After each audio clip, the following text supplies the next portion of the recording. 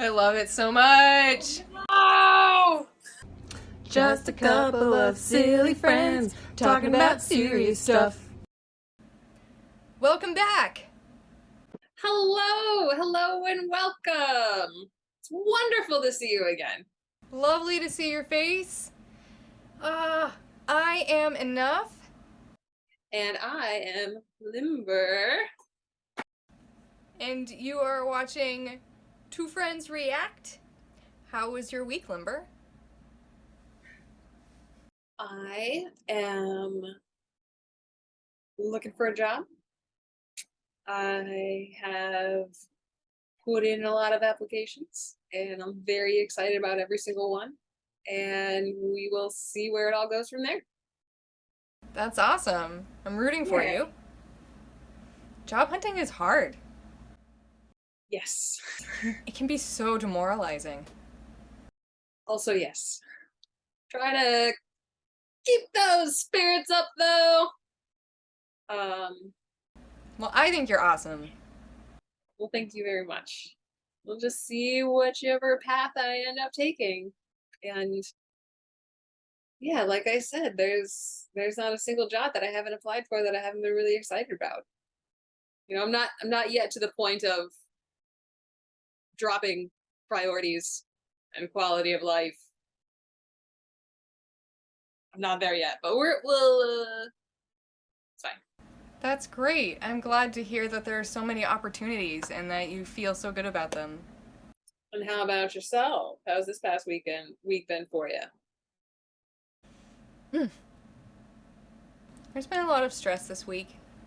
I am just trying to manage it. It's not new stress, but sometimes it gets worse. Well, I'm really glad that I'm part of your support network and you're a part of mine. Thanks. I added on a 6-foot addition to the cat run that I've been building for the cats, and one of them is so excited about it. She wakes me up now at 6:30 in the morning to play on the cat run with her because she loves it so much. And that's made me feel pretty happy. Oh, that's wonderful. It's definitely some cat furniture goals I got for myself as well. So what happened last week? Well, we met Valencia, the fantastic in every possible. Well, she can be a little problematic in a couple of ways.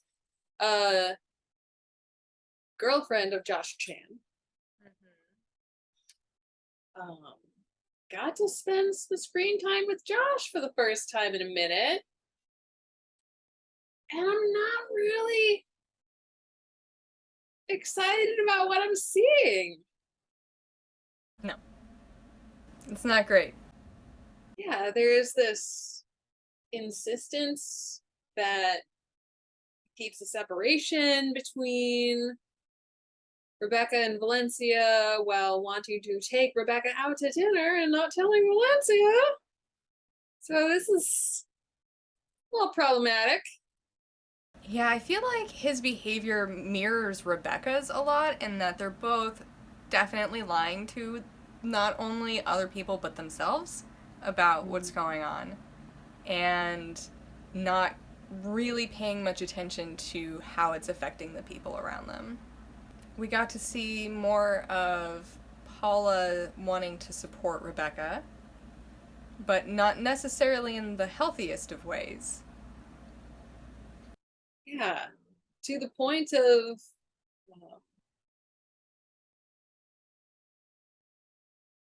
you know, causing some neglect, causing some harm to her children. You know, they're calling out, asking for help, but she describes them as terrible and would rather be doing anything else than care for them. Yeah, it was hard watching her kids reach out to her and her not having the presence to respond in a way that could help them. In a way that was pretty neglectful. Yeah, made me feel for her kids. And we got some more time with Greg. I don't remember what happened with Greg. He went to the club with Rebecca and was very, I told you so,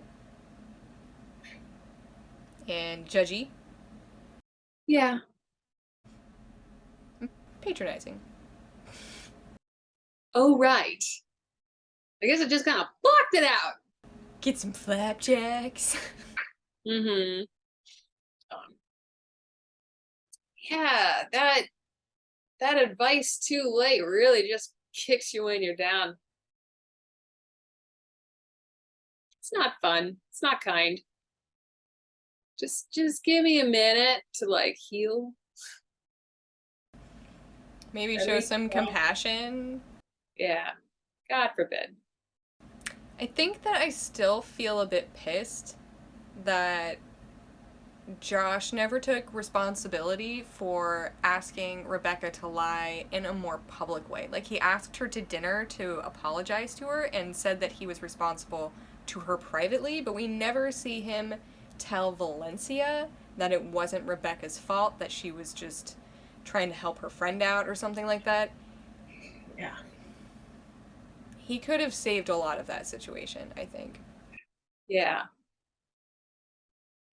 Yeah, and that's another thing. Like, I know I've been in situations where, yes, I have received support,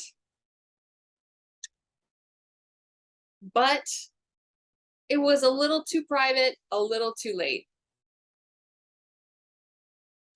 And sometimes the best way to show support for someone is to show it publicly. Or at least in front of the people who are judging in an adversarial way. Yeah. Especially if they're making decisions based on those ideas. So, before we start up with the next episode, it is important to mention that neither one of us have any kind of medical training. Yes, thank you. Nor do we own the original content, the show Crazy Ex-Girlfriend. You can find that on Netflix or purchase it elsewhere. It is not ours, but we are analyzing it, commenting, and reacting to it. Should you feel so inclined, like, comment, or subscribe. All right, let's head into episode 3 of season 1, Crazy Ex-Girlfriend. I hope Josh comes to my party. 1, 2, 3, go. I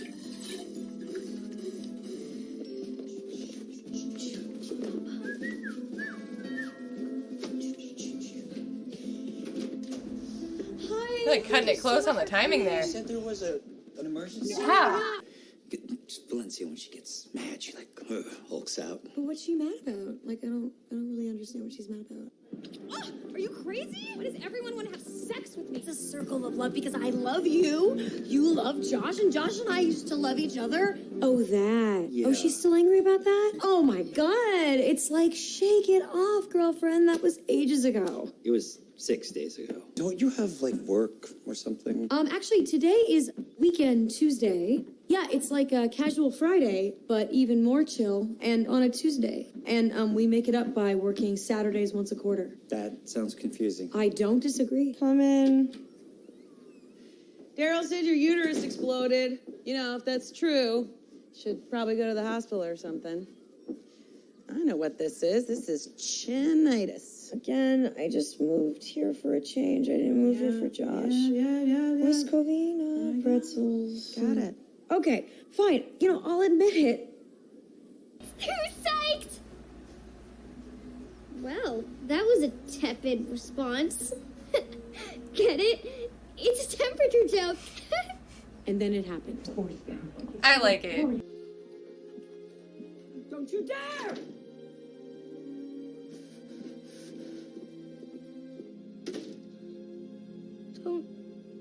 tell anybody at school about this. Okay? Her mom just leaves her alone. Oh my God. Yeah. I wake up every morning in cold sweats, worried that I'm wasting my entire life. And my children, I mean, their only hope is that they get into a really good gang. I mean, honey, I am scared every day of my life. Sit on my lap like I'm Santa and listen to me. Driving the point home. This is bad advice. Yes.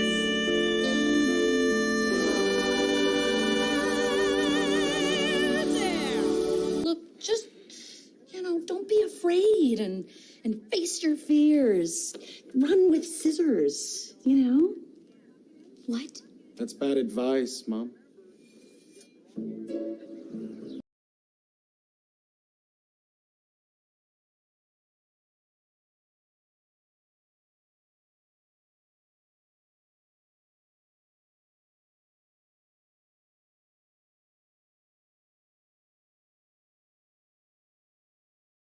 I think those are all wonderful people to be friends with. I had the same reaction. I was like, what's wrong with those people? Lady who hit your car. Friend of friend from law school? Grocery clerk with half an eyelid. I think it might be talking more about the fact that she doesn't know their names, though. And she's just referring to them by physical features. So she's not actually friends with them. And you just took those olives, and you plucked them, and you chopped them up into a tapenade of reproach. You know what? Never mind. I don't care anymore. Goodbye.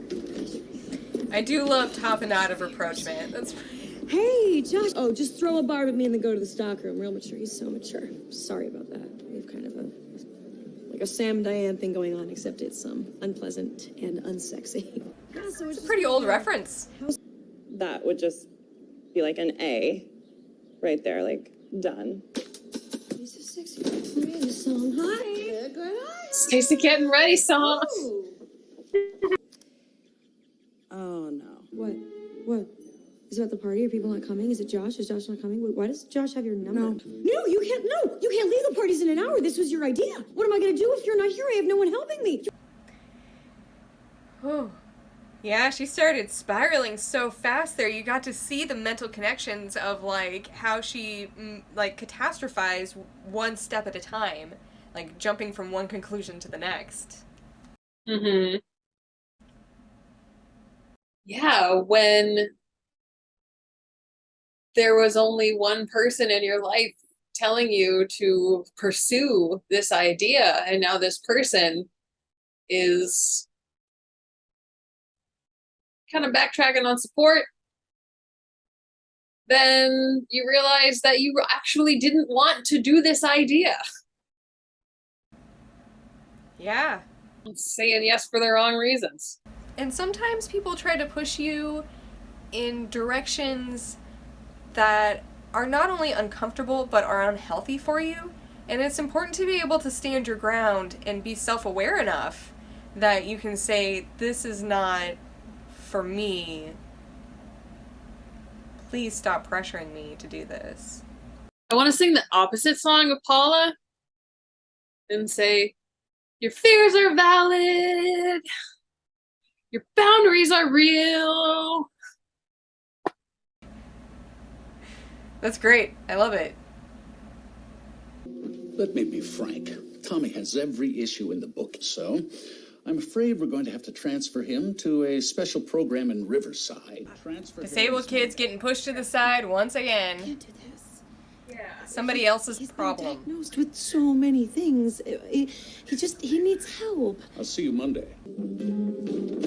Hi. Here's a present. Those are good until midnight. Oh, man. I thought the house was literally gonna be on fire. Well, you just got there, dude. Give it some time. This is what Josh is going to walk into. Here we came. I have had a party where only a few people showed up, but we had a wonderful time and it was a very intimate gathering. We ended up having a shitload of fun. Yeah, the trick is not to care about how many people show up, but to make the best of those who do. You can have an unforgettable night with just a few people. We are raising the roof over here! Shut up! Come over! Wait, you're upset about this? You have a lot of cool stuff going on in your life. Great job. Sweet apartment. Plus, you're like a kick-ass career girl. I mean, you're crushing it. Look at you. I love that we're starting to see the good aspects of Josh now. We saw a lot of his unhealthy behavior, and now we're seeing him be sweet and supportive and fun. I don't trust him yet. Being good at school means nothing. Like, see her? She went to Harvard, okay? She's a mess. Yeah. Dude, I was horrible at school. And you're like totally successful and rich now, right? Not at all, but I'm cool. And that's what really matters. I have some friends who run these really big events that people pay a lot of money to go to. So it's a lot of like really wealthy people. And my friend is just really not wealthy, despite being the one that puts on and like designs these events. And she confided in me one time that one night she realized that when people had all the money, all they wanted to do was hang out with her and her friends. And that really shifted her perspective on what success meant and what she could be happy with in her life. That really puts everything on its head. I mean, there's so much, there is so much emphasis on that track, that very specific track. But that matters. I like you. I like you so. Can I just grab it? There you go. It's personal boundaries. Yeah, boundaries aren't great here. I think you maybe just smoked meth. Oh, okay. Well, you know, that'd explain why I've been digging a hole in the backyard for the last hour. But it's still... Oh, no. Megan, honey, let's clean something. Well, if it isn't Mr. I can't come to your party because I have a bunch of complicated reasons I probably have to buy more. Insulting someone for doing exactly what you wanted them to do. Polish? I'm all the boy band you'll ever need.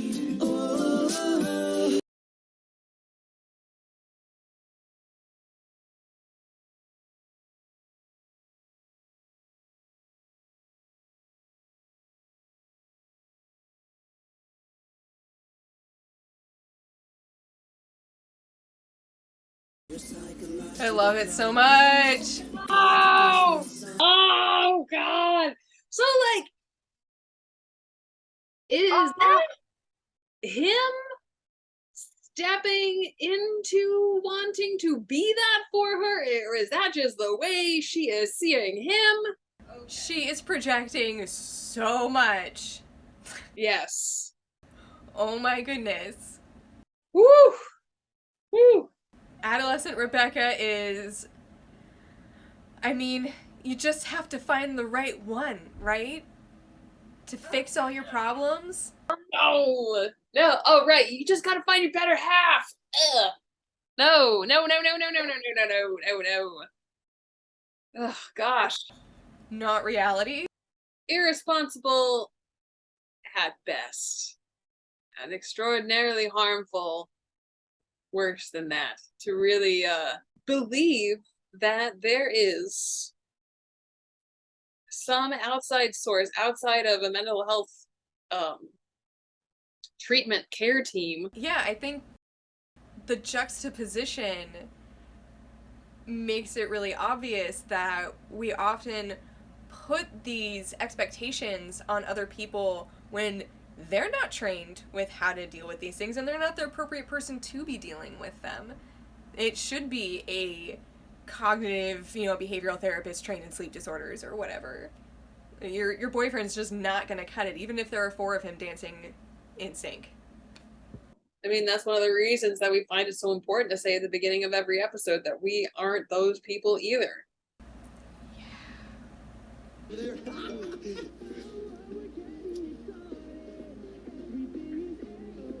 How's he gonna handle it? Is everything okay? No, it's not important. I can get back to them later. I'm having a blast right now. You threw a great party! We threw a Yay! Way to go, Rebecca! And you are a brave little cookie. Okay. Show mommy where the front door is.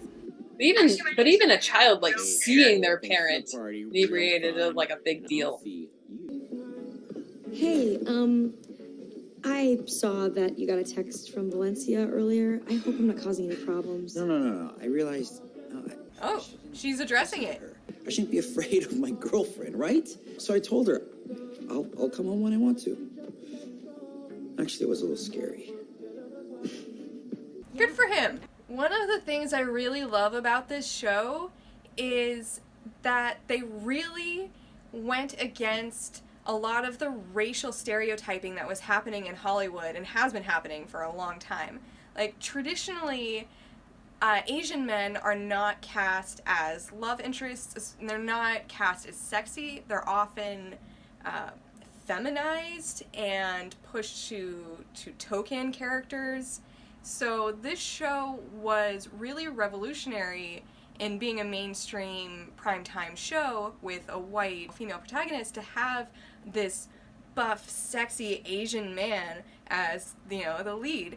And they went further than that with the stereotyping too, because you see a lot of like stereotypes around having to be like smart or intellectual or really good at math, and I love that they have him not go in that direction.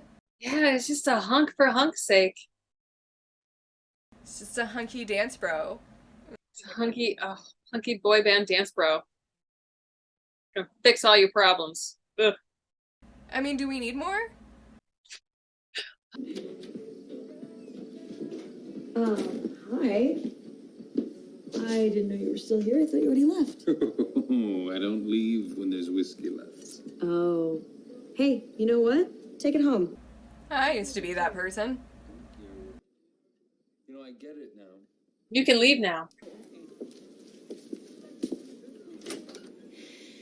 You are not kicking Tommy out. And there is a statute, and it is called the Fair Access Rule. So tell me some other stuff about my future. Okay. So you're gonna go to Harvard and Yale. Yeah. So when exactly do I get those boobs? Oh.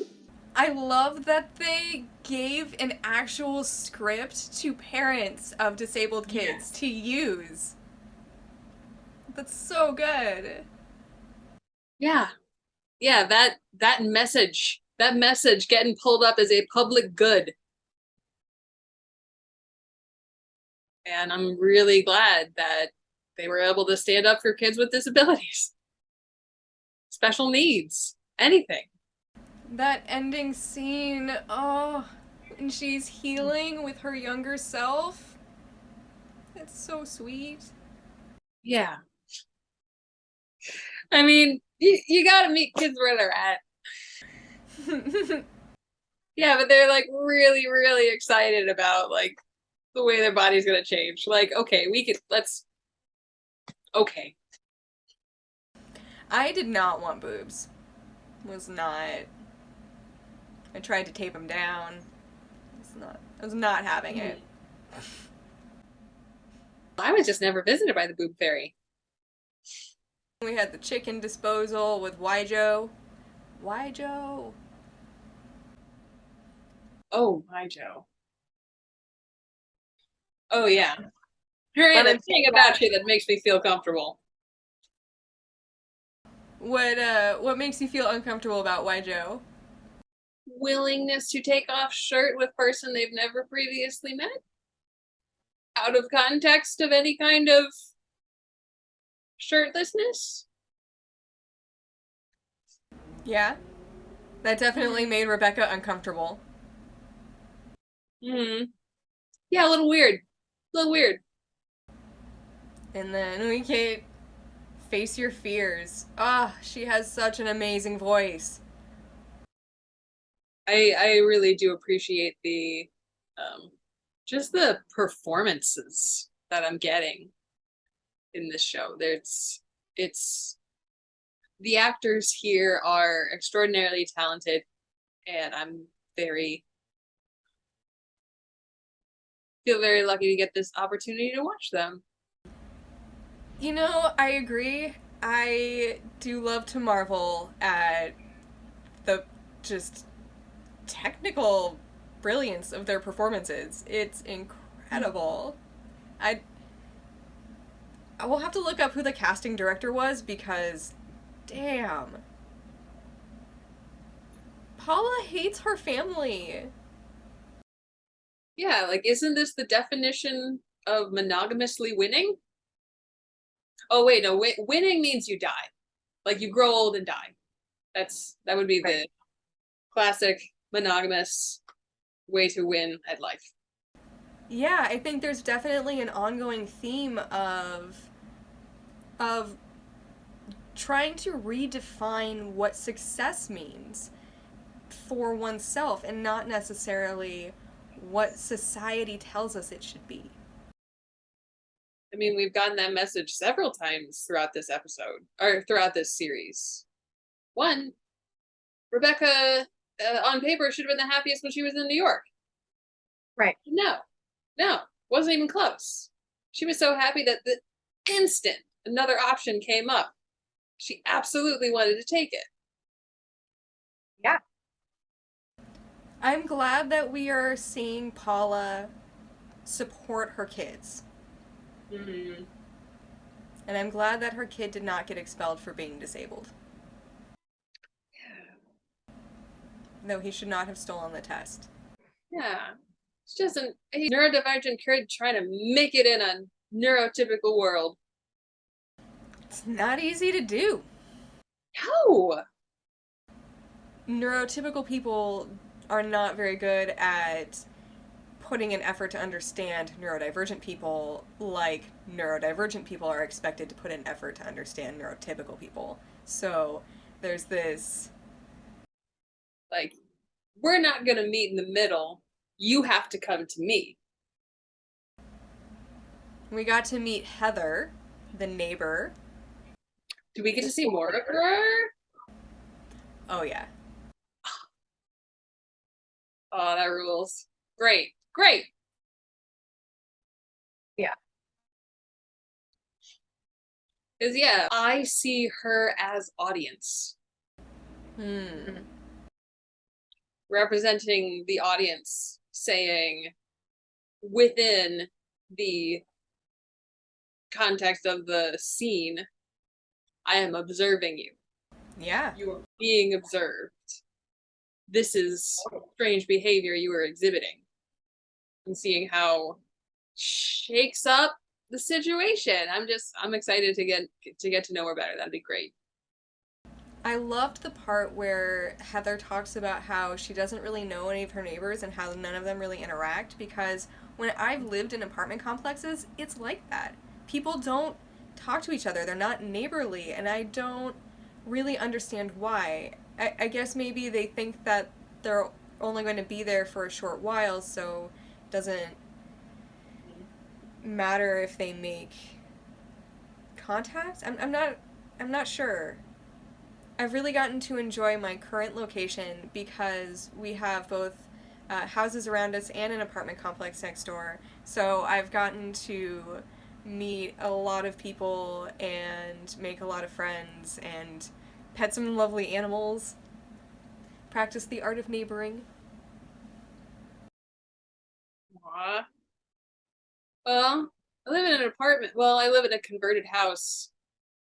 And I just think all the people that share the house with me are great. I'm really lucky. And the house next door, which is connected, it's great. It's fantastic. I love, like, we'll throw parties and feel free to invite anybody around. And my neighborhood's really involved with having like neighborhood music festivals, neighborhood art fairs, neighborhood garage sales, and just a ton of community where I live, and so I'm really lucky about that. That's so great. Yeah, I feel like I spent the first half of my life feeling really disconnected from community and doing the like apartment complex living, and my parents moved a lot, so I didn't get a lot of those long-term connections, and it's something that I've been really excited about getting to experience for the first time around the time that I met you. And I've just sort of fell in love with community building, and it's such a necessary thing, at least for me, to experience in my life, to feel supported, to feel whole. Yes, it is. Community is an enormous benefit to your mental health and well-being, your physical health and well-being. You know, having somebody check up on you every once in a while. And especially after we've all had to go through isolation, we all had to go to that collective trauma. Like, glad that we get the chance to talk to each other. Yeah. When we don't have healthy communities, we end up with people who start seeking out community elsewhere in things like racist organizations or, you know, otherwise unhealthy communities that are harming people. And it can be really hard to extract people from like cults and things because community is so important and because we need it so badly in our lives, and to remove it is traumatic. Which is why it's so important for us to be involved with each other and care for each other and develop healthy, loving communities. And then there was the party itself. You know, I did feel a little bit of a twinge